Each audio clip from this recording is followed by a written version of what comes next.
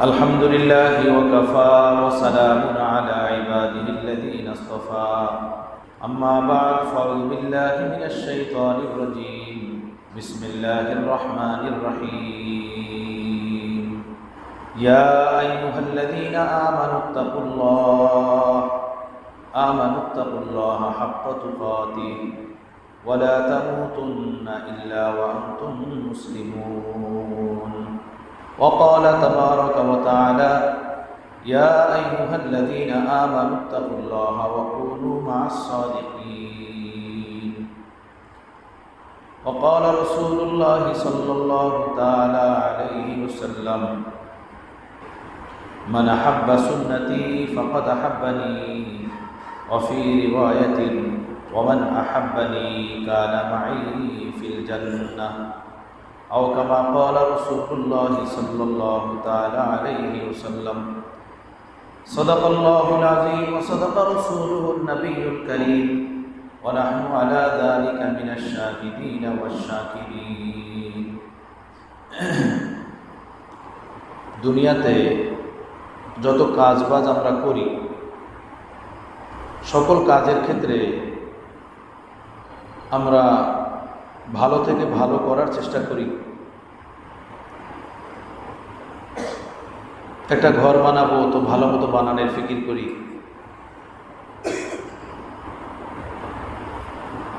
কোনো একটা জিনিস ক্রয় করব তো ভালো একটা জিনিস ক্রয় করার ফিকির করি, চেষ্টা করি।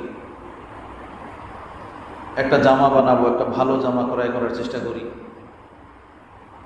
দুনিয়াতে যত কাজ করি এই কাজগুলো আমরা ভালো থেকে ভালো করার ফিকির করি, যে কাজটা সুন্দর হবে। 100 টাকা দিয়ে যদি সেলুনে যায় মানুষ চুল কাটানোর জন্য, সেই চুল কাটানোর ব্যাপারেও সে ফিকির করে যে এটা যেন সুন্দর হয়, আমি একটা ভালো কোয়ালিটি নিয়ে চুলটা কাটাই, পছন্দনীয় একটা কোয়ালিটি চুলটাকে বানাই। ছোট হোক কিংবা বড় হোক, দুনিয়ার সব কাজের ক্ষেত্রে আমরা ভালো থেকে ভালো করার চেষ্টা করি, ফিকির করি। আমাদের মাঝে এমন ফিকির লেগে থাকে। আমার ভাই, দুনিয়ার কাজ, দুনিয়া যত সুন্দর হোক এটা ক্ষণস্থায়ী, অল্প দিনের।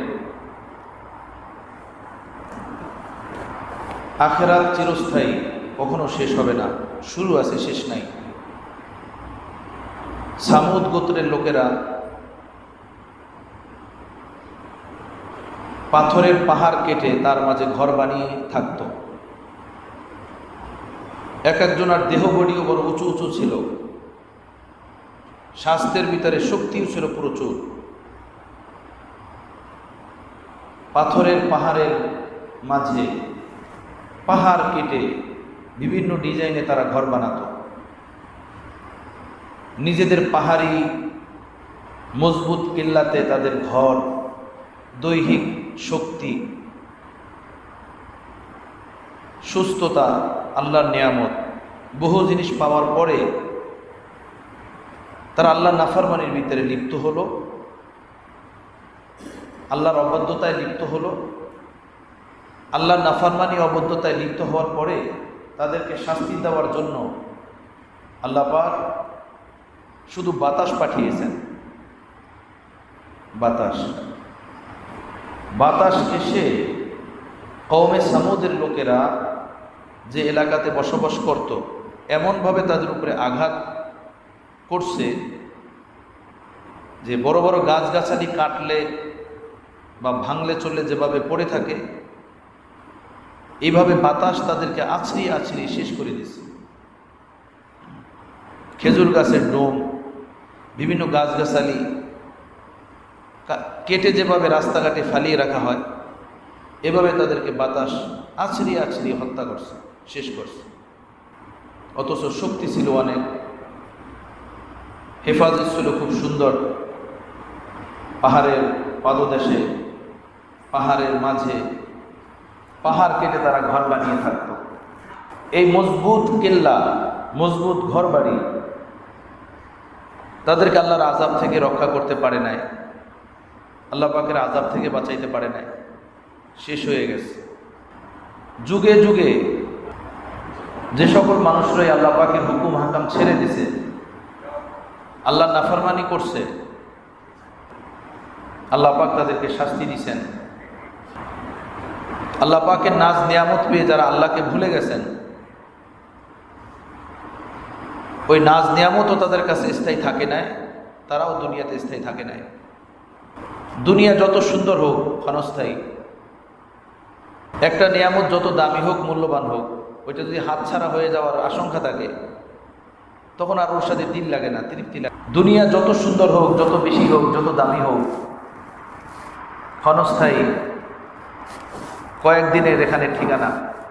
এটা যদি স্মরণে থাকে তাহলে দুনিয়ার হাট বাজার, দোকানদারি, ব্যবসা বাণিজ্য, চাকরি বাকরি, এর সাথে দিল লাগবে না। দুনিয়াতে থেকে দিল লাগবে আল্লাহর সাথে, মাওলার সাথে। আল্লাহকে রাজি খুশি করা সহজ হয়ে যাবে। এই জমিনের উপরে যারা আল্লাহর রাজি খুশি মতো জীবনযাপন করছেন, করতে পারছেন, তারা ওই সৌভাগ্যবান মানুষ যাদের অন্তরে দুনিয়ার ফিকিরের চেয়ে আখেরাতের ফিকির বেশি ছিল। দুনিয়া বানানোর আশা আকাঙ্ক্ষার চেয়ে আখেরাত সাজানোর আশা আকাঙ্ক্ষা বেশি ছিল। এজন্য তারা আখেরাত সাজাইতে পারছেন, আখেরাত সুন্দর করতে পারছেন। আজকে আমাদের অন্তরে দুনিয়ার আশা আকাঙ্ক্ষা বেশি, সেজন্য খেয়ে না খেয়ে সব কিছু ভুলে দুনিয়া বানানোর ফিকির, দুনিয়া সাজানোর ফিকির। বাড়িঘর এমনভাবে বানানো হয় মনে হয় 1000 বছরের ঠিকানা। কোনো একটা জিনিস কিনতে গেলে বলে লাইফ গ্যারান্টি। লাইফ কয়দিন? যে বাঁচবো 1 মাস, তার লাইফ তো 1 মাস হলো না। যে বাঁচবো 3 মাস, সে তার লাইফ 3 মাস হলো না। কি একটা ধোকার দুনিয়া। বলে লাইফ গ্যারান্টি। লাইফ কয়দিনের সেইটা আগে বলো ভাই, তাই না? Life guarantee. 5 সুতার 10 সুতার রড দিয়ে এমনভাবে বিল্ডিং বানানো হয় 1000 বছরেও কিছু হবে না, ভূমিকম্প ভাঙতে পারবে না, টর্নেডো উড়াতে পারবে না। কিন্তু বানানেওয়ালা কখনো বানানোর আগে, কখনো বানানোর পর এই ঘর ছেড়ে চলে যায় জায়গা মতো, যেটা তার স্থায়ী ঠিকানা। আমাদের দোহারে এক বন্ধু মানুষ, আমাদের তার বোন জামাই বড় পয়সাওয়ালা মানুষ, নতুন বিল্ডিংয়ের কাজ শুরু করলো, 3 তলা বিল্ডিং। সপ্তাহ 10 দিন 15 দিন পরে পরে ইঞ্জিনিয়ারকে ডাকতো, ডেকে বলতো ভাই জলদি করো, জলদি করো, ঘরে উঠতে হবে, নতুন ঘরে। আর কয়দিন টিনের ঘরে থাকবো? দিন রাত ইঞ্জিনিয়ার লেবার খাটিয়ে কাজ যেতেছিল। 3 তলা কমপ্লিট, মাসখানের ভিতরই বাসায় উঠবেন। এখন শুধু ফিনিশিংয়ের কাজ চলতেছে, সাজানোর কাজ, লাইট, রং, ঝাড়বাতি। 1 মাসের ভিতরই নিজের ঘরে উঠবেন। তো দুনিয়ার এই ক্ষণস্থায়ী ঘরে ওঠার আগে চিরস্থায়ী ঘর কবরে চলে গেছে। বহুত পয়সাওয়ালা মানুষ। তার শ্যালক এসে আমাকে বলল যে আমার সামনেও ইঞ্জিনিয়ারকে এসে ডেকে এনে বকছেন, আরে ভাই তুমি কাজ করতে তো দেরি করো, এত বিলম্ব হলে কিভাবে হবে? ঘরে উঠতে হবে, তাড়াতাড়ি করো, বিল্ডিংয়ে উঠতে হবে, তাড়াতাড়ি করো। হয় নাই নসিব। বিল্ডিংয়ের জায়গায় পড়ে আছে। যে বানিয়েছেন হয়তো আজকে কবরে তার লাশটাও নাই। খা কার কিরোনে খা কার ঢালা, কেয়া ভরসা হে জিন্দেগানি কা। কবরের মাটি খেয়ে মাটি মাটি করে দেয়, লাশের অস্তিত্বও শেষ হয়ে যায়, হাড্ডিটাও খেয়ে ফেলে, এটাও খুঁজে পাওয়া যায় না। এ মাটি এমন ভয়ঙ্কর জিনিস, এমন ভয়ঙ্কর জিনিস। বাবার ইন্তেকালের পরে সীমানার দেওয়াল নিয়ে, সীমানার ওয়াল নিয়ে, বাউন্ডারি ওয়াল নিয়ে 2 ভাইয়ের ভিতরে লড়াই হইতেছে। এক ভাই বলে বাউন্ডারি ওয়াল আমার সীমানায়, আর এক ভাই বলে আমার সীমানায়। 2 ভাইয়ের ভিতরে তুমুল লড়াই। এর ভিতরে হঠাৎ ওয়ালের ভিতর থেকে আওয়াজ শুনতে পেল। ওয়াল ডাক দিয়ে বলল যে, ভাই তোমরা দুইজনে লড়াই করো না, ঝগড়া করো না, কোনো লাভ নাই ঝগড়া করে। এই ওয়াল কারো না, তোমারও না, তোমারও না। শোনো আমি কে জানো? আমার পরিচয় শোনো। আমি এই দেশের রাজা ছিলাম, এই দেশের রাজা। আমি মারা গেলে আমাকে দাফন করা হয়, কবরের মাটি আমাকে খেয়ে শেষ করে দেয়। ঘটনাক্রমে ওই কবর ভেঙে যায় নদীতে, বালুর সাথে আমার দেহ ভেসে যায় পানির মাঝে। ওই বালু ডেরেজার দিয়ে কাটা হয়, বিক্রি হয় ভাটাতে। ভাটাতে প্রসেসিং করে সেই বালু দিয়ে ইট বানানো হয়। ইট বানিয়ে ইট শুকানো হয়, এরপরে পোড়ানো হয়। পোড়ানোর পরে বাবা ভাটা থেকে ইট কিনে এনে এই ওয়াল নির্মাণ করছে, এই ওয়াল নির্মাণ করছে। আমি এই দেশের রাজা ছিলাম। তোমরা এই ওয়াল নিয়ে লড়াই করতেছো, এই বান্দারি ওয়াল নিয়ে ঝগড়া করতেছো, এটা তোমারও না, তোমারও না। আল্লাহু আকবার। খাकर कीरों ने खाकर ढाला, क्या भरोसा है जिंदगानी का। কবরের মাটি খেয়ে শেষ করে দিল। জীবন যৌবন কয়দিনের এই তামাশা, কয়দিনের এই ঘরবাড়ি। এত নেশা কিসের, এত স্বপ্ন কিসের, এত আশা কিসের, এত খোদাকে ভুলে এত বিলাসিতা কিসের? ঠিক না? গাফলাতি, অলসতা। আসছি আবার চলে যাব। কয়েকদিনের মেহমান এখানে, কয়েকদিনের মেহমান। মেহমানের জন্য উচিত না মেজবানকে কষ্ট দেওয়া, উচিত। মেহমানের জন্য মেজবানকে কষ্ট দেওয়া উচিত না। আমরা এখানে মেহমান, এই জমিনের মেজবান আল্লাহ, আল্লাহর মেজবান আমরা এখানে। আল্লাহ নাফরমানি করে, আল্লাহকে ভুলে, আল্লাহকে ছেড়ে আনন্দ তালাশ করা, খুশি করা, আল্লাহ নাফরমানির ভিতরে অট্ট হাসি হাসা, এটা ঠিক না। মেহমান যেভাবে বেড়াতে যায় বন্ধুর বাড়িতে কিংবা জামাই বাড়িতে কিংবা শ্বশুর বাড়িতে, তো মেজবান তার সাধ্য মতো আপ্যায়ন করেন। খানা, খাদ্য, ফল ফলাদি যা কিছু দেওয়ার, সে তার খেদমতে ত্রুটি করেন না। বোনের বাড়িতে ভাই যান, তো ভাই আসছেন, বোনেরা খুশিতে নিজের ঘরের মুরগিটা জব করেন, হাড় জব করেন, পিঠা বানান। ভাই আসছে আমার। বাবা গেছেন মেয়ের বাসায়, মেয়ে প্রাণটা খুলে বাবার খেদমত করেন, কোনো রকমের কমতি করেন না। বাবা আসছেন। আমার ভাইয়েরা, আমরা এখানে আল্লাহর জমিনে আল্লাহর মেহমান। এই জমিনটাকে আল্লাহ পাক সাজিয়েছেন আমার জন্য। গাছ ফল দেয় আমার জন্য, পানিতে মাছ হয় আমার জন্য, খেতে ফসল হয় আমার জন্য, মুরগির পেটে ডিম হয় আমার জন্য, গাভীর উলানে দুধ হয় আমার জন্য, আকাশ বৃষ্টি বর্ষণ করে আমার জন্য, চন্দ্র সূর্য আলো দেয় আমার জন্য, মাটি বিছিয়ে দেওয়া হয়েছে আমার জন্য, মায়ের মুখে দুধ আসে মায়ের রক্ত থেকে আমার জন্য। দেখি বা না দেখি অসংখ্য এই নিয়ামতগুলো আল্লাহ আমার আপনার জন্য সাজিয়েছেন। যেভাবে মেহমানের জন্য প্লেটে দস্তরখানে খানা সাজানো হয়, খানা সাজিয়ে পেশ করেন মেজবান, আল্লাহ পুরোটা জমিন আমার আপনার জন্য নাজ নিয়ামতের প্লেট বানিয়ে দিয়েছেন। এটা আল্লাহর জমিন, আল্লাহর জমিনে আমরা তার মেহমান। আমার বান্দাবান্দিরা খাবে, খেয়ে আমাকে ডাকবে, আমাকে চিনবে, আমার ইবাদত করবে, আমার কদমে সিজদা দিবে, আমার জিকির করবে, আমার কোরআন পড়বে, আমাকে খুশি করবে। আল্লাহ এভাবে সাজিয়ে দিয়েছেন পৃথিবীটাকে। আমার ভাইয়েরা, একটা ঘর বানাইতে কতদিন লাগে, কত বছর পার হয়ে যায়। মানুষ নিজের স্বপ্নের একটা বাড়ি বানাতে জীবন শেষ করে দেয়। মানুষ নিজের মনের মতো একটা ব্যবসা সাজাতে পুরা লাইফটা শেষ করে দেয়। মনের মতো কিছু একটা করতে জিন্দিগিটা খতম করে দেয়।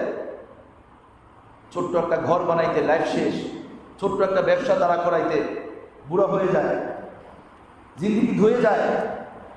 আসমান জমিন সব কিছু আল্লাহ পাক 6 দিনে বানাইছেন। সুবহানাল্লাহ। আসমান জমিনে যা কিছু দেখি বা না দেখি, দুইটা নয়ন মেলে কখনো কোনো উঁচু স্থানে উঠে চতুর্দিকে তাকিয়ে দেখেন এই জমিনটা কত সুন্দর সাজিয়েছেন আল্লাহ, কত সুন্দর সাজিয়েছেন আকাশ, পৃথিবী, গ্রহ নক্ষত্র, কত সুন্দর করে বানিয়েছেন। আহা, মাত্র 6 দিনে। সুবহানাল্লাহ, 6 দিনে বানিয়েছেন। একজন মানুষ একটা ঘর বানাইতে তার লাইফ শেষ করে দেয়, তারপরেও মনের তৃপ্তি মতো বানাইতে পারে না। এই সকল আসমান জমিন সব কিছু আল্লাহ 6 দিনে বানিয়েছেন। কিসের জন্য? আমার আপনার জন্য। আমার বান্দা বান্দি খাবে, খেয়ে আমাকে ডাকবে। শয়তানকে না, নফসকে না, সমাজকে না, দুনিয়াকে না। আমার বান্দা বান্দি আমার নাজ নিয়ামত খেয়ে আমার গোলামি করবে। টিভি বিসিআরের না, গান বাদ্যের না, অশ্লীলতার না, অবাধ্যতার না, নাফরমানির না। এটা সহি না। আল্লাহর জমিনের আমরা মেহমান, আল্লাহ জমিনের মেজবান। বেড়াতে গিয়ে মেহমানের জন্য যেভাবে উচিত না মেজবানের দস্তরখানে খানা খেয়ে সেই দস্তরখানের ভিতরে থুতু ফেলানো, মেহমানের জন্য এটা উচিত না মেজবানের প্লেটে খানা খেয়ে সেই প্লেটই বমি করে রাখা। কেউ ভদ্র মেহমান তাকে বলবে না, বলবে অভদ্র, এটা অভদ্র, অভদ্র। আমার ভাইয়েরা, আল্লাহটা খেয়ে আল্লাহ নাফরমানি করা, এটা এমনই আল্লাহর নিয়ামত খেয়ে আল্লাহর নিয়ামতের উপরে বমি করে দেওয়ার মতো, মেজবানের দস্তরখানে প্লেটে বমি করে দেওয়ার মতো। খেলাম আল্লাহটা, নাফরমানি করি তারটা খেয়ে তার নাফরমানির ভিতরে লিপ্ত, মিথ্যার ভিতরে লিপ্ত, গীবাতের ভিতরে লিপ্ত, পরনিন্দায় লিপ্ত, অহংকারে লিপ্ত, হিংসা হাসাদে লিপ্ত, কুদৃষ্টির ভিতরে লিপ্ত, সুদের ব্যবসায় লিপ্ত, হারাম কামানের ব্যবসায় লিপ্ত, পাড়া প্রতিবেশীকে কষ্ট দেয়, সেই নাফরমানির ভিতরে লিপ্ত। সারাদিন টিভি দেখে, সারাদিন মোবাইলের ভিতরে অশ্লীলতা দেখে, দিকের ভিতরে লিপ্ত। আল্লাহর দেওয়া নিয়ামত খেয়ে আল্লাহ নাফরমানির ভিতরে লিপ্ত। আল্লাহটা খায়, খেয়ে এর বিপরীতটা আল্লাহকে দেয়। এটা শরাফাতে জিন্দিগির খেলাফ, ভদ্রতার খেলাফ। অভদ্র মানুষ, ভদ্র মানুষ সে না যে আল্লাহটা খেয়ে আল্লাহ নাফরমানি করে। ভদ্র সে যারটা খায় তারটা গায়, সেই ভদ্র মানুষ। ছেলে সন্তান কথা শোনে না, 1 দিন 2 দিন 10 দিন 11তম দিন বাবা মা বলে ঘর থেকে বের করে দিব। বলে কি বলে না? বলে যেখানে ইচ্ছা সেখানে যা, তোর চেহারা দেখতে চাই না।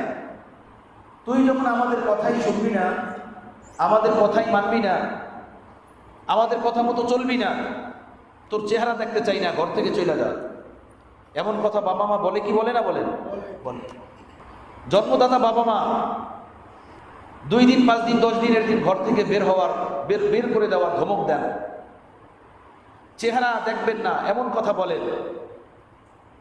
আমার ভাইয়েরা, আমি 1 দিন 2 দিন 10 দিন না, বালেগ হওয়ার পর থেকে, বড় হওয়ার পর থেকে আল্লাহ নাফরমানির ভিতরে লিপ্ত।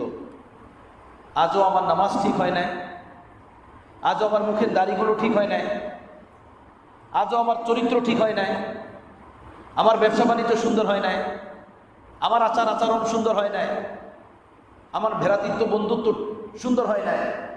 সব কাজে আল্লাহ নাফরমানির ভিতরে লিপ্ত, সব কাজের ভিতরে। এটা কেমন হলো? আল্লাহর জমিনে থাকি, আল্লাহটা খাই, আর আল্লাহ নাফরমানির ভিতরে লিপ্ত। এটা ভদ্র মানুষ, শরীফ মানুষ এমনটা করতে পারে না। তো বন্ধুগণ, পার্থিব জগতের ধন ও দৌলত বড় পুরকাশিস, খুব টানে, খুব টানে, দিলকে খুব টানে, ম্যাগনেট বহুত টানে। এই টানের ভিতরে যে পড়ে যায়, আল্লাহ রাসূল এবং পরকালকে সে হারিয়ে ফেলে। আখেরাত বাদ দিয়ে দুনিয়া তারাই সাজাইতে পারে যার আখেরাত স্মরণ থাকে না। যার আখেরাত স্মরণ থাকে সে মাওলাকে ভুলে দুনিয়া সাজাইতে পারে না। এটা সম্ভব না। জেদ্দাইন, দুইটা জিনিস বিপরীতমুখী, দুইটা জিনিস একদম বিপরীতমুখী। সাহাবাদের অন্তরে আখেরাত ছিল, দুনিয়া ছিল না। তো তাদের সামনে দুনিয়ার অঢেল সম্পদ, অর্থকরী, বিজয়, মালে গনিমত, আল্লাহর হুকুম থেকে বিন্দুমাত্র তাদেরকে দূরে সরাইতে পারে নাই। কোনো বিজয় আল্লাহর থেকে তাদেরকে দূরে সরাইতে পারে নাই। কোনো ধন দৌলত তাদেরকে আল্লাহর থেকে ধোঁকা দিতে পারে নাই। এজন্য আমাদের বুজুর্গানে দিন বলেন, সাপ পালার আগে সাপের মন্ত্র শিখতে হয়, সাপ যাতে কামড় না দেয়। দুনিয়ার ভিতরে যদি কেউ ঢুকতে চায় তো দুনিয়া কিভাবে নিয়ন্ত্রণ রাখতে হয় সেটা শিখতে হয়। কাদের কাছ থেকে শিখবে? আহলুল্লাহদের কাছ থেকে, আল্লাহ নেক বান্দাদের কাছ থেকে, আল্লাহ ওয়ালাদের কাছ থেকে। না হয় দুনিয়া এমন মানুষ বাহ্যিক জিনিস থেকে খুব নেককার পরেজগার, কিন্তু পাক্কা দুনিয়াদার, পাক্কা দুনিয়ার মোহ নেশার ভিতরে ডুবা। আমাদের বুজুর্গানে দিন বলেন, দুনিয়া যার ভিতরে ঢুকছে তাকে ওই নৌকা জাহাজের মতো ডুবাইয়া দিছে, যে নৌকা জাহাজের ভিতরে পানি ঢোকে। যে নৌকা জাহাজের ভিতরে পানি ঢোকে, পানি যেভাবে নৌকা জাহাজকে ডুবিয়ে দেয়, দুনিয়ার নেশা যার ভিতরে ঢুকছে দুনিয়া তাকে ডুবিয়ে দিবে, দুনিয়া তাকে শেষ করে দিবে। মানে হাব্বাত দুনিয়া আযারা আখিরাত, যে দুনিয়াকে ভালোবাসবে পরকালকে সে ক্ষতিগ্রস্ত করবে। দুনিয়ার মহব্বত অন্তর থেকে বের করা, দুনিয়াকে বের করে দেওয়া বের হওয়ার আগে। একটা হলো বের করা, আর একটা হলো বের হওয়া, দুইটা দুই জিনিস। আমরা যখন দুনিয়া থেকে বিদায় নিয়ে চলে যাব, আমরা যখন কারো হাতে গোসলের জন্য, কারো হাতের কাফন করার জন্য মৃত্যু শয্যায় শায়িত হয়ে যাব, কাফনের খাটে উঠে যাব, তখন দুনিয়া আমার আপনার থেকে বিদায় নিয়ে যাবে। এটা দুনিয়া ছাড়া না, দুনিয়া নিজ ইচ্ছায় বের হয়ে যাওয়া। একটা হলো বের হয়ে যাওয়া, আর একটা হলো বের করে দেওয়া। আল্লাহ নেক বান্দা যারা, তারা জিন্দেগি থাকতে দুনিয়াকে ভিতর থেকে বের করে দেন। আর আমরা যারা দুনিয়াদার মানুষ, আমাদের ভিতর থেকে দুনিয়া বের হয়ে যায় মরার পরে। হাই হাই করতে থাকি আর দুনিয়ার দিকে তাকাইতে থাকি, আর দুনিয়া আমাদের থেকে বের হয়ে যায়। সেই কথাটা এক বুজুর্গ বলছেন, কদম সোয়ে মারকাত নজর সোয়ে দুনিয়া, কিধার যা রাহা হে কিধার দেখতা হে। কদম সোয়ে মারকাত নজর সোয়ে দুনিয়া, কিধার যা রাহা হে কিধার দেখতা হে। কবরস্থানের দিকে পাও যাচ্ছে, অর্থাৎ একটা দিন একটা রাত পার হলো, মানে জীবনের থেকে একটা দিন একটা রাত বিদায় নিল। এই লোকটা কবরের দিকে আগাইতেছে, আগাইতেছে কবরের দিকে, দেখে দুনিয়ার অট্টালিকার দিকে। ঘরটা কেমন হলো, জায়গাটা কেমন হলো, প্লটটা কেমন হলো, বাড়িটা কেমন হলো, এই ফিকির। এইটাই কম। চরিত্র ঠিক হয় নাই, সেই ফিকির নাই। নামাজ ঠিক হয় নাই, সেই ফিকির নাই। ঘর থেকে টিভি বের করতে পারে না, সেই ফিকির নাই। জবান সুন্দর করতে পারে না, সেই ফিকির নাই। আখলাক চরিত্র কোনোটাই সুন্দর না, সেই ফিকির নাই। 24 ঘন্টা ঘুরে ঘুরে শুধু দুনিয়া দেখে, আল্লাহ আল্লাহ আল্লাহ। তাই বলছেন কদম সোয়ে মারকাদ নজর সোয়ে দুনিয়া, কেদার যা রাহা হে কেদার দেখতা হে। আমার ভাইয়েরা, মাঝে মাঝে কি বাপ দাদার কবরে কি দাঁড়ানো যায় না? মাঝে মাঝে কি আপন ভাই ব্রাদারের কবরে গিয়ে দাঁড়ানো যায় না? গিয়ে কি একটু জিজ্ঞেস করা যায় না, হে আমার বাবা, হে আমার দাদা, হে আমার বড় ভাই কিংবা চাচা, কি নিয়ে এসেছেন একটু বলেন তো, একটু বলেন কি নিয়ে এসেছেন? আমি চলতেছি, আমি হাঁটতেছি, সেই মাটির উপরে আপনি হেঁটে গেছেন, সেই বাজারে আপনি হাট বাজার করে গেছেন, ওই এলাকার আম জাম কাঁঠাল লেচু আপনি খেয়েছেন, ওই এলাকার নদীর মাছ আপনি খেয়েছেন। আজকে আপনি ওখান থেকে এখানে চলে আসছেন, আমি আপনার জায়গায় হাঁটাহাঁটি করতেছি। আমাকে একটু বলেন, এই মাটির উপর থেকে আপনি কি নিয়ে আসছেন এখানে? আমি উত্তর চাই, আমাকে বলেন, উত্তর দেন। মাঝে মাঝে জিজ্ঞেস করা যায় না? জিজ্ঞেস করি আমরা, দেখি কি আসে উত্তর, কি পাওয়া যায় উত্তর। আহা আহা, ইউ তো দুনিয়া দেখনে মে কিস কদর খুশরাম থি। আমার প্যারে মুর্শিদ রহমতুল্লাহ আলাইহি বলেন, ইউ তো দুনিয়া দেখনে মে किस कदर खुश रंग थी, कब्र में जाते ही दुनिया की हकीकत खुल गई। এই বাহ্যিক দুনিয়ার চাকচিক্যতা, রং তামাশা কত সুন্দর, কত পুরকাশিস, কত দিলকাশ, কত মায়াবী, কত আকর্ষণীয়। হায়, সব ছেড়ে যখন কবরে চলে গেলাম, তখন আমার এই দুনিয়ার মূল্য চোখের সামনে ফুটে উঠলো। এই দুনিয়ার দাম কি, এই দুনিয়ার মূল্য কত। আমার ভাই, একজন শিল্পপতির কাছে, একজন চেয়ারম্যান কিংবা এমপি মন্ত্রীর কাছে তার কবরে গিয়ে জিজ্ঞেস করেন, এমপি সাহেব, মন্ত্রী সাহেব, ডিসি, এসপি সাহেব, আপনি দুনিয়া থেকে কি নিয়ে এসেছেন? কোন জিনিসটা এই কবরে কাজে লাগতেছে আমাকে বলেন। দুনিয়াটা আপনি কেমন দেখলেন, কেমন পেলেন? আহা, হায় এই দুনিয়ার ধোঁকা, হায় এই দুনিয়ার গাফলাতি। এই কয়েকদিনের দুনিয়ার জন্য চিরস্থায়ী আখিরাতকে ছেড়ে দেওয়া, আল্লাহকে ভুলে যাওয়া, নামাজ ছেড়ে দেওয়া, পর্দা পুশিটা ছেড়ে দেওয়া, হালাল কামানো ছেড়ে দেওয়া, মুখের উপরে বেলেট লাগানো, দাড়ি চাষা, নিজের স্ত্রী, নিজের কন্যাদেরকে পর্দা না করানো, ঘরের ভিতরে বিশাল নাচ গানের জন্য টিভি লাগিয়ে দেওয়া, অন্যায়, অন্যায়। এটা অভদ্রতা, এটা শরীফ মানুষের আলামত হতে পারে না, ভদ্র মানুষের পরিচয় হতে পারে না, কোনো ভালো মানুষের জিন্দেগির নিদর্শন এটা হতে পারে না। ভাইয়েরা, দুনিয়া আমার আপনার থেকে বের হওয়ার আগে উচিত আমার আপনার দুনিয়া বের করে দেওয়া। দুনিয়া যে অন্তর থেকে বের করে দিতে পারবে, আমাদের বুজুর্গান বলেন, এই দুনিয়ার উপরে আর কোনো বস্তু এমন নাই তাকে ধোঁকা দিতে পারবে। দুনিয়ার মহব্বত হলো মূল। হুব্বুদ দুনিয়া রাসু কুল্লি খাতিয়া। দুনিয়ার মহব্বত সকল রোগের মূল। একজন চুরি করে দুনিয়ার মহব্বতে পড়ে। কেন? তার কাছে টাকা নাই, ব্যবসা নাই, চাকরি নাই, তার টাকা দরকার। এখন সে টাকা পাবে কই? শয়তান তাকে ধোঁকা দেয়, চুরির পথ তালাশ কর, চুরির পথ খোঁজ। তো সে চুরি করে দুনিয়ার জন্য। একজন মানুষ সুদ খায়, একজন মানুষ ঘুষ খায় দুনিয়ার জন্য। কেন? বেতন যে কয় টাকা পায় সেই কয় টাকা দিয়ে মোষ মেরে চলতে পারবে না, প্রপার্টি কিনতে পারবে না, ফ্ল্যাট কিনতে পারবে না, প্লট কিনতে পারবে না, অট্টালিকা বানাতে পারবে না। কথা বুঝতেছেন? চাকরির টাকা দিয়ে সংসার বড়জোর চলে যাবে, কিন্তু এই জমিনে সে কিছু স্বপ্ন দেখে না, তার এই আশা নাই হালালভাবে চাকরি করে আমি আমার এই দুনিয়াতে কিছু করতে পারবো, ছেলে সন্তানের জন্য প্রপার্টি, বাড়িঘর কিছু বানিয়ে রেখে যেতে পারবো। যখন দেখে যে বিষয়টা এমনই, তখন সে ভাবে না তাহলে এই চাকরির টাকার উপরে ক্ষান্ত করা যায় না, সুদের টাকা, ঘুষের টাকার উপরে আমার হাত দিতে হবে। তখন সে সুদ ঘুষের দিকে হাত বাড়ায়।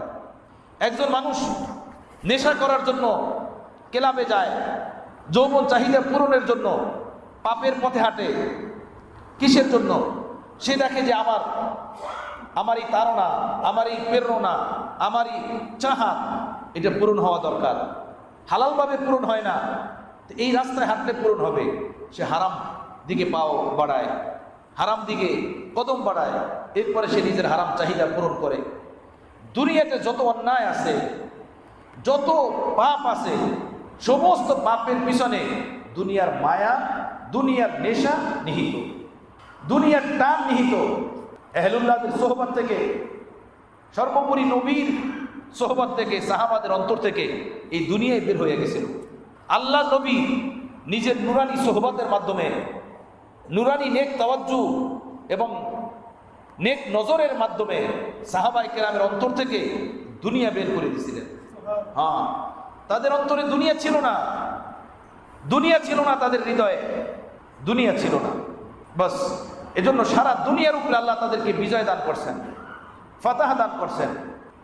রাসূল পাক সাল্লাল্লাহু আলাইহি ওয়াসাল্লাম বলছেন, হে আমার সাহাবীরা, আমি তোমাদের উপরে এই ভয় করি না যে তোমরা অভাবে থাকবে, কষ্টে থাকবে, তোমাদের জরুরত মতো অর্থকরী থাকবে না। এই জিনিসের আমার কাছে ভয় লাগে না। আমার কাছে এই ভয় লাগে যে দুনিয়া তোমাদের নিকটে তোমাদের প্রয়োজন থেকে অতিরিক্ত হয়ে যাবে। দুনিয়াতে চলার জন্য যতটুকু অর্থকরী দরকার তার থেকে বেশি অর্থকরী তোমাদের হাতে এসে যাবে। পূর্ববর্তী উম্মতদেরকে যেভাবে অঢেল সম্পদ আল্লাহর হুকুম থেকে দূরে সরিয়ে দিয়েছিল, তোমাদেরকেও তোমাদের সম্পদ আল্লাহর হুকুম থেকে দূরে সরাই দেবে, আল্লাহর গোলামি থেকে দূরে সরাই দেবে। আজকে আমার ভাইয়েরা, ঘরের দিকে যদি দেখা হয়, সামাজিক লেভেলে দেখা হয়, ব্যক্তি জীবনে তাকানো হয়, অসংখ্য অগণিত গুনাহ দেখবেন অর্থের কারণে, অনেক পয়সাপাতি হওয়ার কারণে, প্রয়োজন অতিরিক্ত টাকা থাকার কারণে গুনাহ হইতেছে, নাফরমানি হইতেছে। আল্লাহ পাক তার নিয়ামত দিয়েছেন, এটার কৃতজ্ঞতা এটা না যে নাফরমানির ভিতরে লিপ্ত হয়ে যাওয়া। আল্লাহর নিয়ামত পেয়ে, জীবন যৌবন পেয়ে, অর্থকরী পেয়ে আল্লাহর কদমে লুটিয়ে পড়ার দরকার ছিল যে এগুলো সব আপনি দিয়েছেন। আমি ফকির ইবনে ফকির ছিলাম, আমি ফকিরের বেটা ফকির ছিলাম, আমার এগুলো কিছুই ছিল না। কোরআনে পাকের ভিতরে আল্লাহ তাআলা বলছেন, কামা বাদানা আউয়ালা খালকিন নুঈদু, দেখো তোমরা যেভাবে মায়ের গর্ভ থেকে দুনিয়াতে আসো, খালি দেহে, না কোনো পোশাক, না কোনো স্বর্ণ, না কোনো অলংকার, না কোনো ব্যাংক ব্যালেন্স, তোমাদের সাথে কিচ্ছু থাকে না, খালি একটা দেহ নিয়ে তোমরা মায়ের গর্ভ থেকে দুনিয়াতে আসো। হাসরের ময়দানে হে জমিনদাররা, হে নেতারা, হে মন্ত্রী এমপিরা, দাম্ভিকতা অহংকারের সাথে এই জমিনে বসবাসকারীরা, শোনো, কামা বাদানা আউয়ালা খালকিন নুঈদু, মায়ের গর্ভ থেকে যেভাবে উলঙ্গ হয়ে দুনিয়াতে এসেছিলে, হাসরের ময়দানে কবর থেকে তোমাদেরকে সেভাবে উঠাবো। কোনো জমিনদারের পরনে কাপড় থাকবে না, কোনো রাজা মন্ত্রীর পরনে কাপড় থাকবে না, কোনো শিল্পপতির দেহে কোনো চাদর থাকবে না। যেভাবে প্রথমবার আল্লাহ মায়ের গর্ভ থেকে দুনিয়াতে নিয়ে এসেছিলেন উলঙ্গ করে, হাসরের ময়দানে কবর থেকে তোমাদেরকে সেইভাবে আমি উঠাবো। স্মরণ রাখিও, দাম্ভিকতায় জীবন পার করিও না, যৌবনের তাড়নায় পড়ে আল্লাহ নাফরমানির ভিতরে লিপ্ত হইও না। ফিকির করে জিন্দিগি ব্যয় করো, ফিকির করে কদম বাড়াও।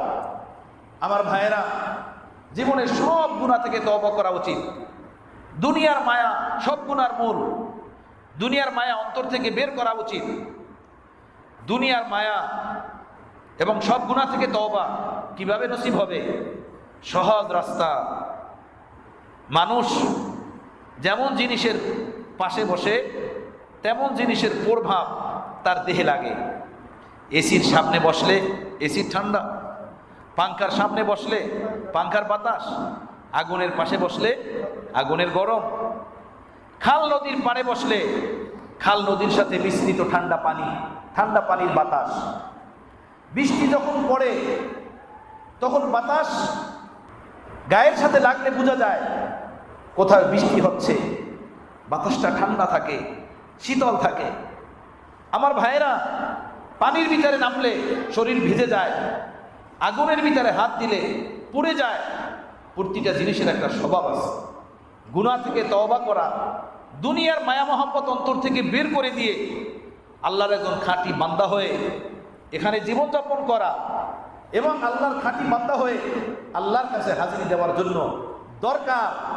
পয়গাম্বর দুনিয়াতে কিয়ামত পর্যন্ত আসবেন না, পয়গাম্বরদের চরিত্রে চরিত্রবান যারা আল্লাহ নেক বান্দা এই জমিনে বেঁচে আছেন, তাদের সোহবত, তাদের পরশ, তাদের সান্নিধ্য।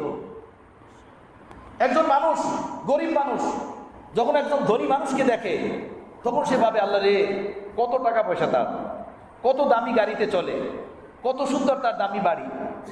এমন ফিকির হয় কি হয় না বলেন?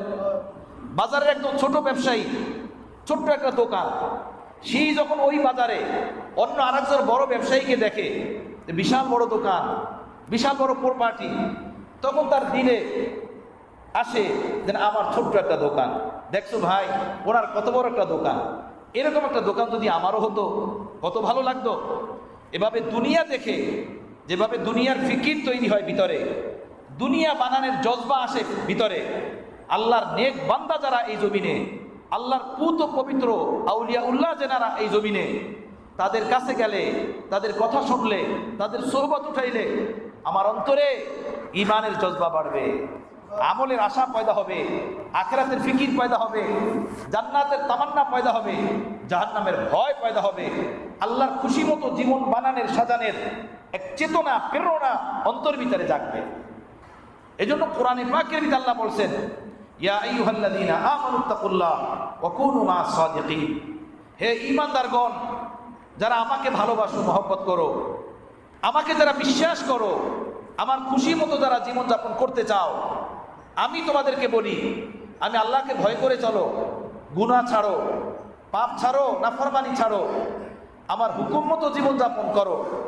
জীবনের কোনো অধ্যায়ে আমার নাফরমানি তোমার না থাকে, তোমার জীবনের কোনো একটা সেক্টরে আমার নাফরমানি না থাকে, তোমার আদান প্রদান, লেনদেন, ব্যবসা বাণিজ্য, খানা পিনা, উজু ইস্তেনজা, বিবাহ শাদী, ছেলে মেয়ের বন্ধুত্ব, ভ্রাতৃত্ব, জাগতিক জীবনের সকল কর্মকাণ্ড আমার হুকুম মতো করো। বাহ্যিকভাবে এটা কঠিন, আমি যে বললাম প্রথমেই, এটা কঠিন। এই কঠিন কাজটা যাতে সহজ হয়ে যায়, আমরা পাপি টাপি বান্দা যেন আল্লাহওয়ালা হতে পারি, দুনিয়ার মায়া নেশা আমাদের অন্তর থেকে দূর হয়ে যায়, কেটে যায়, সেটাকে সহজ করার জন্য আল্লাহ আগে বললেন, কুনু মা'আস সাদিকিন, আল্লাহ নেক বান্দাদের সঙ্গে থাকো, আল্লাহর প্রিয় বান্দাদের সঙ্গে থাকো।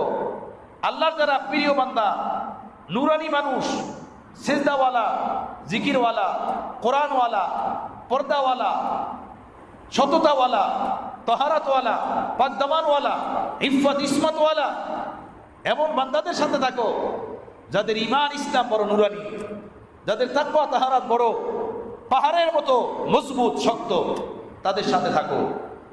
দুনিয়াদারদের কাছে গেলে যেভাবে দুনিয়ার ফিকির হয়, তাদের কাছে যদি যাও, তোমার অন্তরে আল্লাহকে রাজি খুশি করার ফিকির তৈরি হবে, আল্লাহকে পাওয়ার ফিকির তৈরি হবে, তাদের মতো নুরানি মানুষ বানানোর জজবা তোমার ভিতরে পয়দা হবে।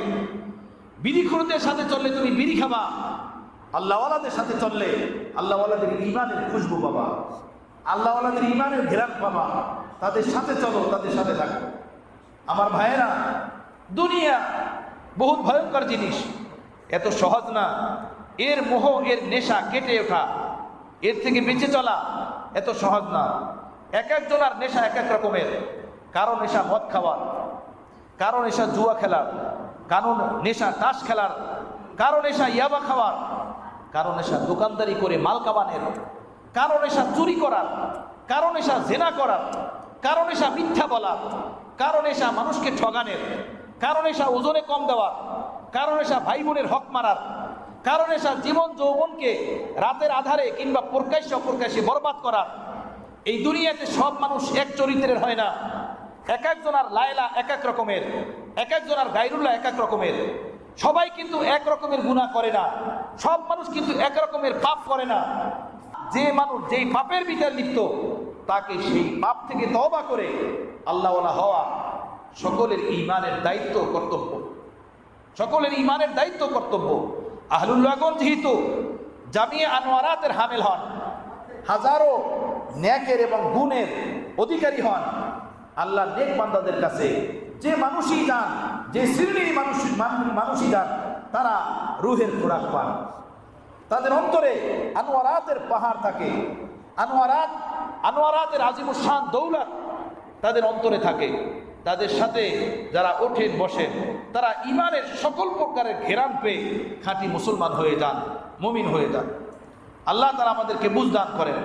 আমার ভাইয়েরা, আমরা দেখব আমাদের আত্মীয় স্বজনের মাঝে, বন্ধুদের মাঝে, বন্ধু মহলে, এলাকার মাঝে, দূরের কিংবা নিকটের, যদি কোনো মানুষ হয় অত্যন্ত ভদ্র, আল্লাহওয়ালা, নেক, সুদ খায় না, ঘরে টিভি নাই, মুখের দাড়িগুলো সুন্দর, পোশাক তার সুন্দর, সেজদা তার সুন্দর, চোখের চাহনি তার সুন্দর, বিবি বাল বাচ্চা তার পর্দায় থাকে, হালাল খায়, এমন যদি কোনো মানুষ পাওয়া যায়, আপনি খুঁজলে দেখবেন এই মানুষটা কোনো আলেমের পরশে তৈরি হয়েছে, কোনো আল্লাহওয়ালার সোহবতে তৈরি হয়েছে, দাওয়াত ও তাবলীগের মেহনতের বদৌলতে এই জিন্দেগি পেয়েছে। জমানার কোনো শামসুদ্দিন তাবরিজি তরবিয়ত পেয়েছে, লালন পালন পেয়েছে, এরপরে সে সুন্দর একটা জীবন পেয়েছে। কথা বুঝতেছেন? হ্যাঁ, সেই সুন্দর জীবন আমার আপনার সকলের বানানো উচিত। সেই সুন্দর জীবনের ফিকির থাকা উচিত। আমার ভাইয়েরা, শুধু নামাজ না, শুধু টুপি না, শুধু দাড়ি না, এতটুকুর দ্বারাই আমি দিনদার না। আমি দিনের সব কাজ করব, দিনের সমস্ত হুকুম আহকাম মতো চলবো, এভাবে আমি জীবন করব। আমার জীবনের কোনো একটি কাজই আল্লাহ নাফরমানি ভিতর না কাটে, কোনো একটা কাজের দ্বারাই আল্লাহ ওয়ালা রাসূলের হুকুম ভঙ্গ না হয়, সেভাবে জীবনযাপন করব। আমরা মসজিদে নামাজি, বাজারে কি বলেন? বাজারে গেলে পাক্কা শয়তান হয়ে যায়, তাই না? দোকানে যখন বসি তখন আর হালাল হারামের কোনো ফিকির থাকে না।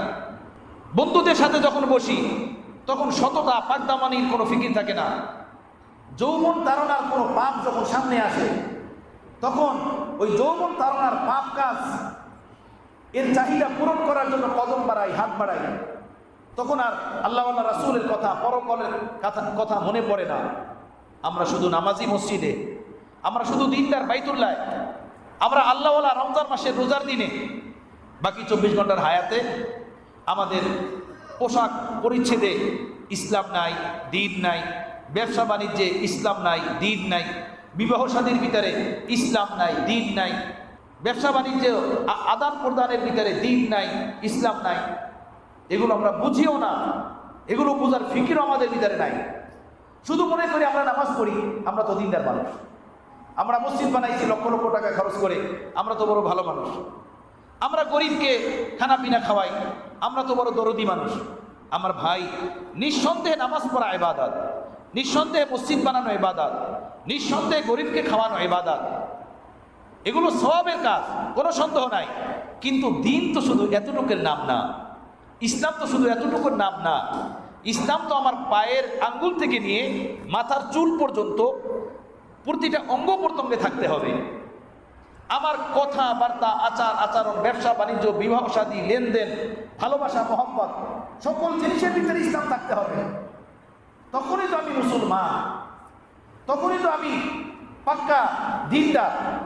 আচ্ছা বলুন, একটা ছেলে মাদ্রাসায় ভর্তি হলো, তো একদিন যায় একদিন যায় না, একদিন আসে একদিন আসে না, একদিন পড়ে একদিন পড়ে না, ও কি নিয়মিত ছাত্র? ওরে কেউ বলবে যে তুই ভালো ছাত্র? কেউ বলবে? দুনিয়ার কেউ বলবে না যে তুই ভালো ছাত্র। একটা ছেলে স্কুলে ভর্তি হয়েছে, একদিন যায় আর একদিন যায় না, বাবা মা ধৈর্য দিয়ে আসেন, আবার এক গেট দিয়ে আর এক গেট দিয়ে পালিয়ে চলে আসে। ওরে না শিক্ষক ভালো ছাত্র বলবেন, না ওর সহপাঠী সাথী ভাইরা ওকে ভালো ছাত্র বলবেন, না বাবা মা ওকে ভালো ছাত্র বলবেন? দুনিয়ার কেউ ওকে ভালো ছাত্র বলবে না, তাই না বলেন? তো ভাই, আমি নামাজ পড়ি, আমার মুখে দাড়ি নাই। আমি নামাজ পড়ি, আমি টিভি দেখি, আমার ঘরে টিভি। আমি রোজা রাখি, আমার ঘরের মেয়েরা পর্দা করে না। আমি মুখে দাড়ি আছে কিন্তু আমি মিথ্যা বলি। তো আমি পাক্কা দিনদার কেমনে হলাম? পাক্কা মুমিন কেমনে হলাম? অর্থাৎ কিছু দিনদারি সাথে সাথে কিছু আল্লাহর নাফরমানিও আছে, কিছু গুনাহও আছে। এই গুনাহগুলো, এই নাফরমানিগুলো, এই পাপের কাজগুলো আমাদের ছেড়ে দিতে হবে। এই গুনাহের কাজগুলো, পাপের কাজগুলো যদি আমরা ছেড়ে দেই, তাহলেই আমরা কামেল মুমিন। আমার বন্ধু, ইবাদত দুই জিনিসের নাম, ইবাদত দুই জিনিসের নাম। আচ্ছা বলুন, নামাজ পড়া ইবাদত কি ইবাদত না? রোজা রাখা ইবাদত কি ইবাদত না? হজ করা ইবাদত কি ইবাদত না? ইবাদত কেন বলেন তো? এগুলো আল্লাহ করতে বলছেন। আল্লাহর হুকুম মানা জরুরি। আল্লাহর হুকুম মানা কি জরুরি? তো আল্লাহ নামাজ পড়তে বলছেন, নামাজ পড়া জরুরি। আল্লাহ হজ করতে বলছেন, মাল আছে তো হজ করা জরুরি। আল্লাহ রমজানে রোজা রাখতে বলছেন, রমজান আসছে, কেহ যুবক সুস্থ মানুষ, তার জন্য রমজানে রোজা রাখা জরুরি। মাল আছে, আল্লাহ পাক মালের যাকাত দিতে বলছেন, মালের যাকাত দেওয়া জরুরি। যদি না দেওয়া হয় তো গুনাহ হবে। কেন? আল্লাহর হুকুম ভঙ্গ হবে।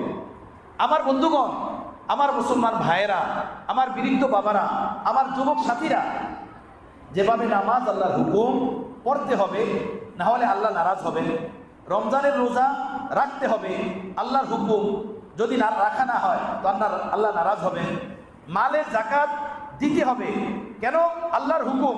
যদি মালের যাকাত দেওয়া না হয় তো আল্লাহ নারাজ হবেন। তো আল্লাহ যেই কাজগুলো করতে বলছেন সেই কাজগুলো যদি না করা হয় তো আল্লাহ কি হবেন? নারাজ হবেন। এইটা ইবাদত, এইটা বন্দেগী। তো আল্লাহ যেই কাজগুলো করতে নিষেধ করছেন সেই কাজগুলো ছেড়ে দেওয়া, সেইটা কি ইবাদত না? সেইটা কি বন্দেগী না? সেই কাজগুলো যদি আমরা না মানি তো আল্লাহ খুশি হবেন? বলেন, আল্লাহ খুশি হবেন? আল্লাহ বলছেন টিভি দেখা ছেড়ে দাও, ফেসবুকের অশ্লীলতা ছেড়ে দাও, মোবাইলে টিভিতে গান্দা ফিল্ম দেখা ছেড়ে দাও, বেপর্দা ছেড়ে দাও, সুদ ছেড়ে দাও, ঘুষ ছেড়ে দাও, ওয়ারিশ ঠকানো ছেড়ে দাও, বিবির মহারণা আদায় করো, ভাই বোনের হক আদায় করো, মিরাস সুন্দর মতো বন্টন করো, ভাই বোনের হক নষ্ট করিও না। বাবা মারা গেছেন, মা মারা গেছেন, তাদের রেখে যাওয়া সম্পত্তি ভাই বোনের মাঝে পাই টু পাই হিসাব করে বন্টন করো। এটা আল্লাহর হুকুম। এইটা যদি না মানি তাহলে কি আল্লাহ নারাজ হবেন না? আল্লাহ তাহলে কি গুনাহ হবে না? অবশ্যই গুনাহ হবে, অবশ্যই নারাজ হবে। আল্লাহ নারাজ হবেন। নামাজ না পড়লে যেভাবে আল্লাহ নারাজ হবেন ঠিক তদ্রূপ ওজনে কম দিলে আল্লাহ নারাজ হবেন। রোজা না রাখলে যেভাবে আল্লাহ নারাজ হবেন, ভাই বোনের হক মারলে আল্লাহ ঠিক নারাজ হবেন। এমনিভাবে হজ না করলে যেভাবে আল্লাহ নারাজ হবেন, যাকাত না দিলেও আল্লাহ নারাজ হবেন। আমার ভাইয়েরা, এই দুইটা জিনিসের নাম হলো ইবাদত। আল্লাহ যেই কাজগুলো করতে বলছেন সেই কাজগুলো করা, আর যে পাপের কাজগুলো আল্লাহ নিষেধ করছেন, ছাড়তে বলছেন, সেই কাজগুলো না করা, ছেড়ে দেওয়া। এই দুইটা জিনিসের নাম হলো ইবাদত, বন্দেগী। আলহামদুলিল্লাহ, আমরা মুসলমান, ঈমানের তাড়নায় আমরা বহু নেক কাজ করি আল্লাহর মেহেরবানিতে। মসজিদ বানাই, মাদ্রাসা বানাই, গরিবকে খাওয়াই, বাবা মার সেবা যত্ন করি, আলেম ওলামাকে দেই, দিনের অনেক হাজারো কাজ করি। রমজানে যাকাত দেই, অথবা রমজান ছাড়া মালের যাকাত দেই, হজ করি। এই কাজগুলো যেমন ইবাদত, এগুলো যেভাবে আমরা আগ্রহের সাথে করি, আবেগের সাথে করি, আমার বন্ধুগণ, আল্লাহ যে কাজগুলো নিষেধ করছেন, আল্লাহ যে কাজগুলো হারাম করছেন, সেই কাজগুলো আমার আপনার জন্য ছেড়ে দেওয়া উচিত। সেই কাজগুলো আমার আপনার জন্য পরিহার করা উচিত। আল্লাহ তাআলা আমাকে আপনাকে তৌফিক দান করেন। হাজারো এমন কাজ আছে, এই সব কাজ সবাই করে না। আমি বললাম, একজন মানুষ এমন পাওয়া যাবে না সে সুদও খায়, সে ঘুষও খায়, সে ওজনেও কম দেয়, সে মানুষকেও ঠকায়, জবানও তার নষ্ট, গীবতও করে, এমন পাওয়া যাবে না। একজন নামাজি মানুষ, দিনদার মানুষ দেখা যাবে এক দুইটা গুনাহের ভিতরে লিপ্ত, সব ঠিক, ঘরে পর্দা নেই, আখলাক চরিত্র খুব সুন্দর, কিন্তু চোখ ঠিক নেই, নামাজ ঠিক কিন্তু তার লেনদেন ঠিক নেই। তো এই এক দুইটা যে আল্লাহ নাফরমানি আমার আপনার জীবনে আছে, গুনাহের কাজ, এটা আল্লাহ তাআলা আমাকে আপনাকে ছেড়ে দেওয়ার তৌফিক দান করেন। খাঁটি মুসলমান না হয়ে কবরে গেলে কোনো শান্তি পাওয়া যাবে না। আমার ভাইয়েরা, আমার বন্ধুরা, কবরে যেতে হবে কি হবে না? মরতে হবে কি হবে না? কে কে মরবেন না? হাত। কেউ নাই এমন, তার অট্টালিকা তাকে বাঁচাবে, তার বাংলা তাকে বাঁচাবে, তার লক্ষ লক্ষ টাকার ব্যাংক ব্যালেন্স তাকে বাঁচাবে, তার যৌবন শক্তি তাকে বাঁচাবে, তার ডিগ্রি তাকে বাঁচাবে, এমন কেউ নাই। তার যুবক যুবতী সন্তানাদি আছে, তারা তাকে বাঁচাবে। আহা, কেউ নাই এমন, কোনো ভরসা নাই এই জীবনের। সাহাবায়ে কেরামকে বললেন রাসূল পাক সাল্লাল্লাহু আলাইহি সাল্লাম, হে আমার সাহাবীরা, তোমরা এই দুনিয়াটা কেমন মনে করতেছো বলো তো? কতটা দীর্ঘ হতে পারে, কতটা লম্বা হতে পারে? তোমরা দুনিয়াটাকে কেমন মনে করো? তো সাহাবারা বলেন, ইয়া রাসূলুল্লাহ, এমন মনে হচ্ছে আজকে সকাল করলাম, হয়তো আগামীকালকের সকাল আর দেখবো না, এর আগেই দুনিয়া থেকে বিদায় নিয়ে চলে যাব আমরা। আজকে তো সকাল দেখলাম, কালকের সকাল আর দেখবো না, এর আগে আমরা কবরস্থানে পৌঁছে যাবে। আল্লাহ নবী বললেন, এত দুনিয়াকে তোমরা এত লম্বা মনে করছো? আরে আমার কাছে শোনো, আমি নবী দুনিয়াকে কেমন মনে করি?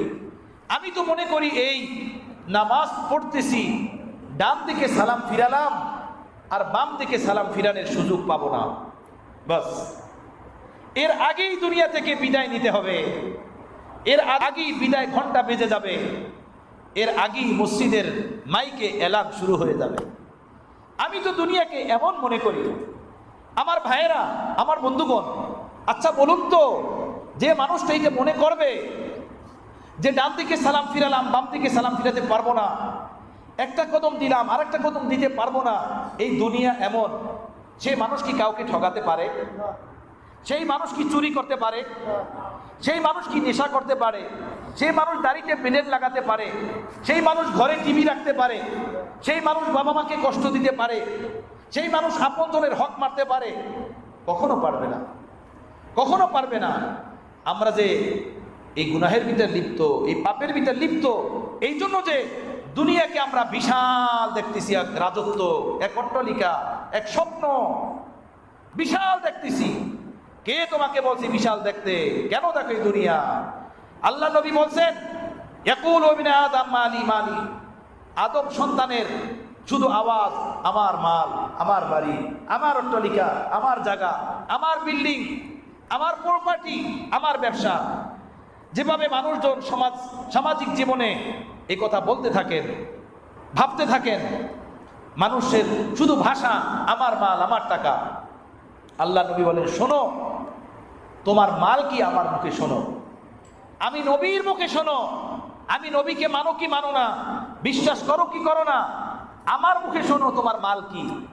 তোমার মাল হলো মা আকালা ফা আফনা, যতটুকু তুমি খেয়ে শেষ করে দিলে এতটুকুই তোমার মাল। ওমা লাবিসা ফা আবলা, যতটুকু তুমি পোশাক বানিয়ে পরলে এবং পুরান করে দিলে এতটুকুই তোমার মাল। ওমা তাসাদ্দাকা ফা আকনা, আর আল্লাহর রাস্তায় দিয়ে আখেরাতে নিয়ে গেলে, মসজিদ বানিয়েছো, মাদ্রাসা বানিয়েছো, গরিব এতিমকে সাহায্য করেছো, এই আখেরাতের পথে যতটুকু নিয়ে গেলে এইটাই তোমার মাল। ওমা সিওয়া যালিকা ফাহুয়া যাহিবুন ওয়া তারিকুন লিন্নাস, এইটা ছাড়া যা আছে এটা তোমার মাল না। এই যে জায়গা, এই যে বিল্ডিং, এই যে ব্যাংক ব্যালেন্স, এই যে মার্কেট, এই প্রপার্টি তোমার না, মিথ্যা, এগুলো মিথ্যা কথা, এগুলো অন্য কারো।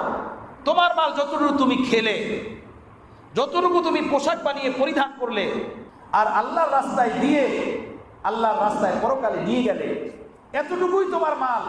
এছাড়া তোমার আর কোনো মাল না, আর কোনো সম্পদ না। আমার ভাইয়েরা, চোখ কান খোলা উচিত কি উচিত না? মাঝে মাঝে এলাকার ভিতরে ডাকাতির প্রবণতা বেড়ে যায়, হয় না? চুরি ডাকাতির প্রবণতা বেড়ে যায়। হ্যাঁ, তো চুরি ডাকাতির প্রবণতা যখন বেড়ে যায়, তখন এলাকার লোকেরা সকলে পরস্পরে আলাপ করে যে ভাই, চোখ কান খোলা রেখে কিন্তু ঘুমাইতে হবে, খবরদার। এই সবাই মোবাইল অন রাখবি, ফেসবুক অন রাখবি, এরপরে নেট অন রাখবি। মসজিদের মুয়াজ্জিন সাহেবকে বলে দেয় মাইক অন রাখবেন, বাস। যদি একটু আলাপ পান, সাথে সাথে মাইকে আলাপ করবেন।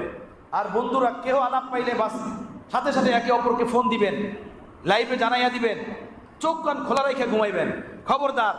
এভাবে উদাসীন হইয়া ঘুমাইবেন না। বলে কি বলে না? বলেন, এভাবে হয়?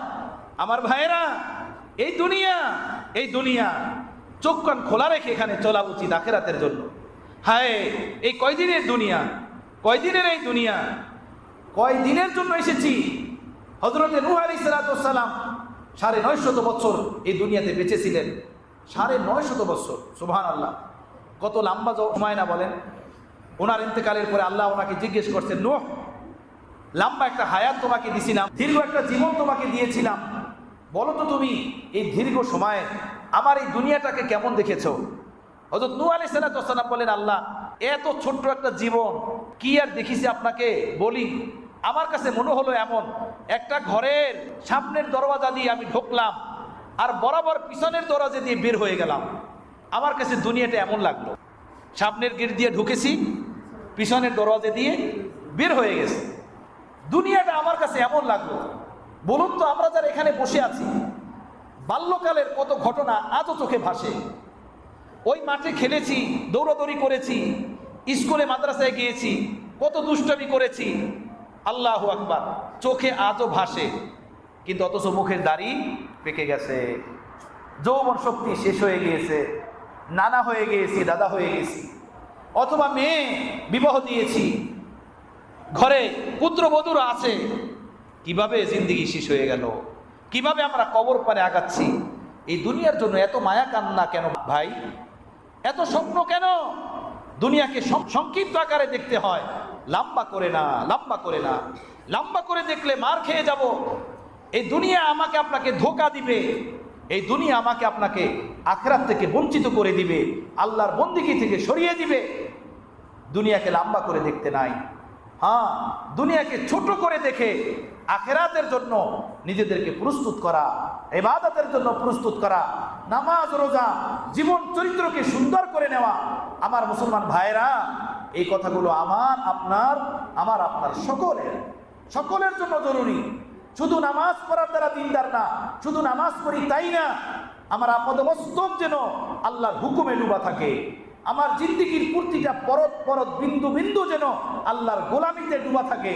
এভাবে আমি একটা সুন্দর নুরানি আল্লাহওয়ালা রাসূলের পছন্দনীয় জীবন বানিয়ে এখানে জীবনযাপন করব, থাকবো, আর সেভাবে আল্লাহর কাছে পারি, সেভাবে আমরা পরপারে যাব। রাজি আছি না আমরা? আল্লাহ আমাকে আপনাকে আমাদের সকলকে তৌফিক দান করেন।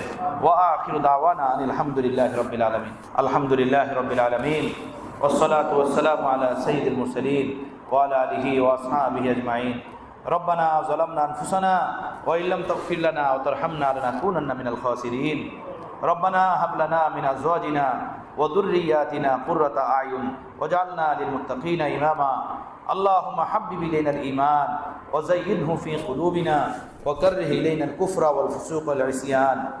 رب ارحمهما كما ربياني صغيرا، رب ارحمهما كما ربياني صغيرا. اللهم وفقنا لما تحب وترضى من القول والعمل والفعل والهدي والنية، إنك على كل شيء قدير، إنك على كل شيء قدير، إنك على كل شيء قدير. আয় আল্লাহ, আমরা গুনাহগার, আমরা পাপী তাপী, আমাদের জীবন পুরাটা গুনার পথে শেষ হয়ে গেল। আল্লাহ, আপনি আমাদের জীবনের সমস্ত গুনাহ খাতা মাফ করে দেন। ইচ্ছার অনিচ্ছার ছোট বড় সব গুনাহ থেকে আমরা তওবা করতেছি, আপনি আমাদের গুনাহগুলো ক্ষমা করে দেন।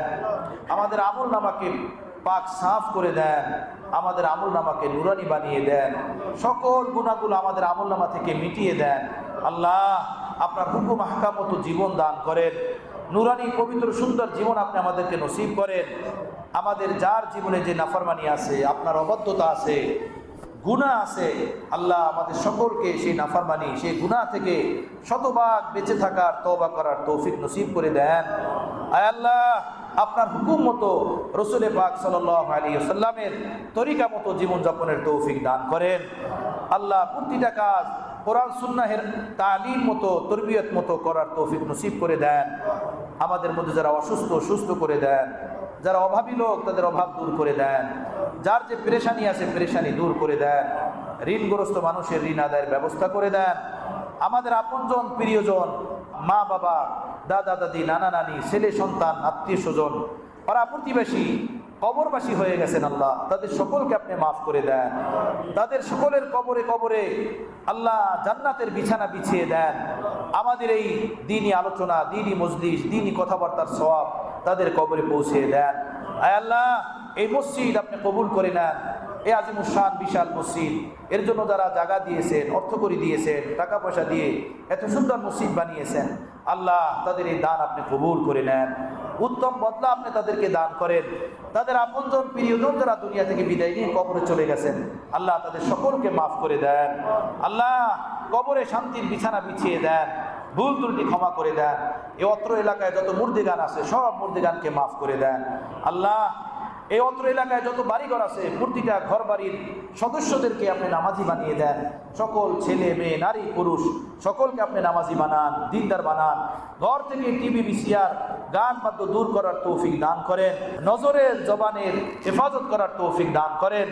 আল্লাহ, সকলের দিলের মনের নেক আশা ও বাসনা পুরা করেন।